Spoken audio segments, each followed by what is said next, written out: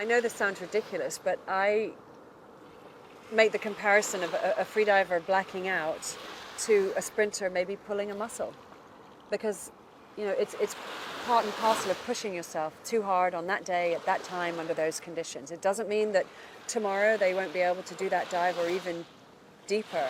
It just means that at that moment of time they weren't capable of doing it. But pulling a muscle isn't dangerous. It's not life-threatening. You know what? Blacking out in a proper situation when you're freediving with the proper safety around you is not dangerous either. Okay, it's not dangerous to black out, but are you convinced, is anyone convinced, that in 10 years from now, it's going to hit you one way or another? The fact that you've blacked out, or that some divers black out a lot. No, it's like boxers who get punch drunk. Exactly. Look at boxers when they're in their 50s. They're not doing very well. I'd love to introduce you to a bunch of freedivers in their 50s. You know what? They are the healthiest, strongest, fittest people I know. They breathe. You know, the most cleansing thing that we have on this planet is air.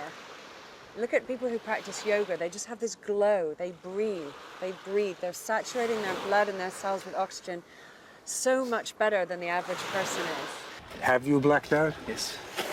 How many times? Several times, a few times in world record attempts and competitions, and then a few times in training also. It sounds terribly unpleasant. Is it terribly unpleasant? It's just, you basically go to sleep. It can be embarrassing or frustrating, so it's unpleasant for that, but there's not a huge amount of pain or anything associated with it. Basically, as you approach a blackout, your kind of mental faculties just kind of fade and dull. You maybe get a little bit kind of more, what's the word, panicky to a certain extent, but then, yeah, just before you black out, everything kind of just goes quiet. A new kind of peace. Yeah, and you wake up on the surface with the safety divers holding you, like, what happened?